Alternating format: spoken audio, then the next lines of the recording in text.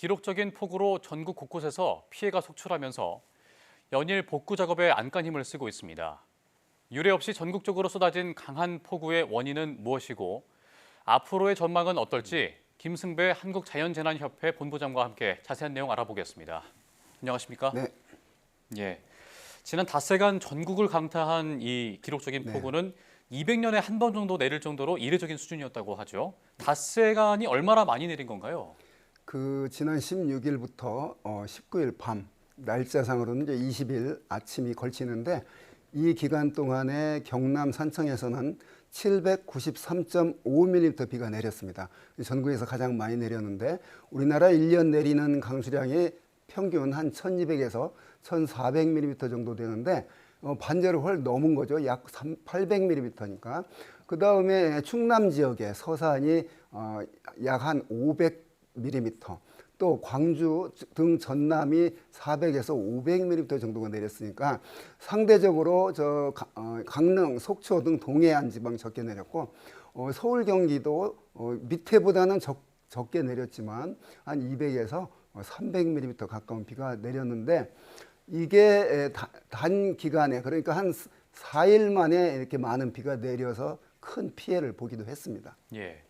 뭐 비의 양도 양이지만 비가 내렸던 지역 좀 범위가 놀랐는데요. 네. 과거에는 특정 지역에만 좀 피해를 줬다면 이번에는 충청과 전남 또 경남 등에 좀 매일 지역을 바꿔가면서 이렇게 비가 내렸습니다.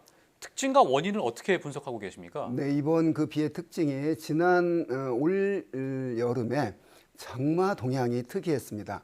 그러니까 제주에서 평년보다 빨리 장마가 시작해서 6월에 장마가 끝났어요. 통상 6월 하순에서 7월 하순까지 약 한 달 정도 정체전선이 제주도에서 우리 내륙 쪽으로 오르락 내리락 하면서 장맛비가 내렸는데 올해는 제주도에서 6월 12일 날 장마가 시작해서 6월 26일 날 끝났어요. 그러니까 장마가 시작해서 끝나는 게 6월인 것도 매우 특이하고 남부는 6월 19일경 시작해서 7월 1일 끝났어요. 그런데 중부가 좀 애매했습니다. 북한 지방의 정체전선이 머무르면서 경기도, 강원도 북쪽에 그 영향으로 장마 같지 않은 비가 찔끔씩 내렸거든요. 이러면서 무슨 현상이 나타났냐면 폭염 속에 7월 초 현상이 나타났거든요. 그래서 이례적으로 폭염이 빨리 시작됐습니다. 또 올여름 기상 특징이 태풍이 늦게 생겼습니다. 1호 태풍이 대개 한 5월 정도면 한두 개 정도가 생기는데 6월 11일 날 올해 첫 태풍이 생겼거든요. 그만큼 늦게 생겼어요. 근데 과거에 1951년 태풍 통계가 있은 이후 5번째로 늦게 생긴 해요.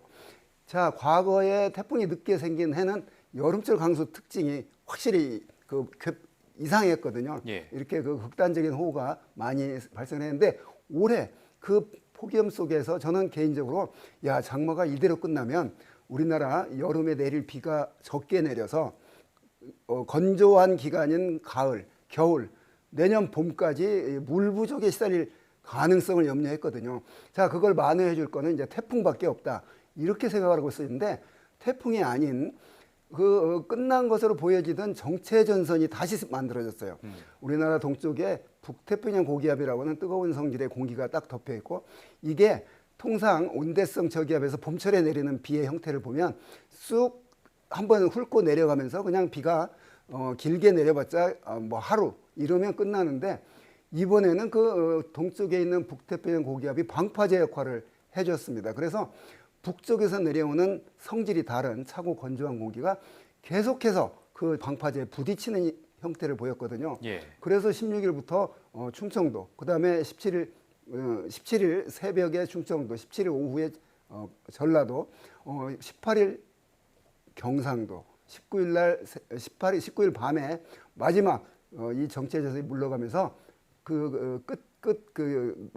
경기 가평 지방에 많은 비를 내렸는데 하여튼 이 정체전선의 동향이 특이한 여름으로 분석이 될 겁니다. 그런 것처럼 경기 가평에서 새벽에 쏟아진 그 기습폭우 때문에 뭐 주민들도 피해를 받고 야영객들도 좀 피해를 많이 봤습니다. 근데 이번 폭우가 주로 이제 한밤중에 많이 퍼부었잖아요. 야행성 폭우의 원인이 뭔가요? 그렇습니다. 지금 아까 말한 동쪽의 북태평양 고기압과 대륙 쪽에서 차고 건조한 공기 사이에 정체전선이 형성이 됐고 이게 이런 조건이면 이제 낮에도 비가 많이 내리고 그러는데 이제 밤에 유독 더 많은 그런 야행성 폭우가 내리는 기상학적인 이유는 뜨거운 낮에 구름 위에 비를 내리게 한 구름 위에는 강한 햇빛이 떠 있거든요. 그래서 구름 밑은 그 구름이 양산 역할을 해주기 때문에 조금 기온이 안 올라간다 하더라도 그 구름 안의 온도가 밤보다는 높습니다. 밤에는 해가 지고 난 뒤기 때문에 밤에 한 30도 안에 포함할 수 있는 수증기의 양과 해가 진 뒤에 25도에서 포함할 수 있는 수증기의 양은 물리적으로 다릅니다. 기온이 높으면 더 많은 수증기를 포함할 수 있고 기온이 낮으면 적은 양의 수증기를 포함하는데 그러니까 낮에는 수증기를 많이 포함할 수 있는 큰 물그릇이 만들어져 있고 해가 진 뒤 기온이 떨어진 밤에는 물그릇이 작아집니다. 자, 대기 중에 있는 수증기의 물그릇이 어느 정도 낮에 큰 물그릇이었다가 밤에 줄어들면 그릇이 작아지니까 넘치게 되죠. 그게 이제 응결해서 비로 쏟아지게 되는데 그래서 밤에 더 폭우가 많아지고 또 남쪽에 더운 공기를 실어 나르는 하층 제트가 더운 그 기온에서는 보다는 밤에 기온이 떨어졌을 때 그 하층 제트가 강해집니다. 그러니까 비의 원료가 되는 수증기가 밤에 더 많이 공급이 되는 거죠. 이러한 원리 때문에 우리나라 여름철에 그런 야행성 폭우가 많은데 올해도 역시 어김없이 그런 현상이 반복이 되었습니다. 예. 그리고 또 이 기상청이 발표한 내용을 보면 북태평양 고기압이 확장해서 장마 전선이 북쪽으로 올라갔고 지난 20일부로 장마가 끝났다고 발표를 했는데 엄청난 비가 내린 거잖아요. 이에 대한 비판이 좀 많이 나오는데 어떻게 보십니까? 그렇습니다. 그래서 저는 개인적으로 장마 끝이 꽃 비끝이라고 생각하면 그건 잘못된 오해라고 생각합니다. 예. 자, 과거로 돌이켜보면 1998년 7월 31일 전국의 조간신문이 일면 톱으로 장마 끝 이렇게 보도를 합니다.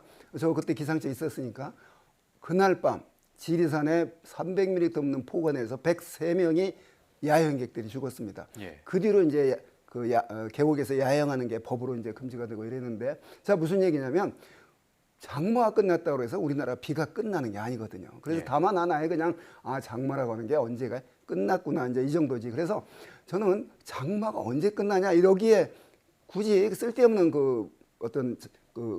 관심을 보일 필요가 없다고 봅니다. 가을이 오기 전까지는 정체전선에 의한 이런 비, 이번.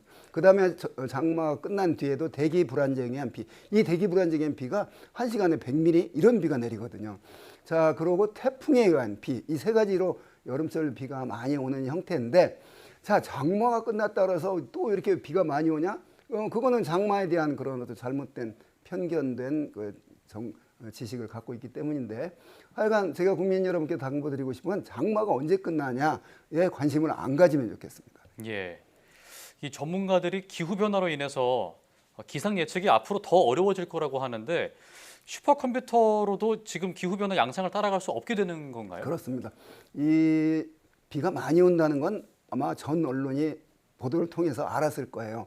기상청이 비가 많이 옵니다. 사실은 여기까지가 한계예요. 예. 그런데 어디에서 충남 서산에서 내일 새벽 2시에서 5시까지 300mm 이런 예보를 못 하는 거죠.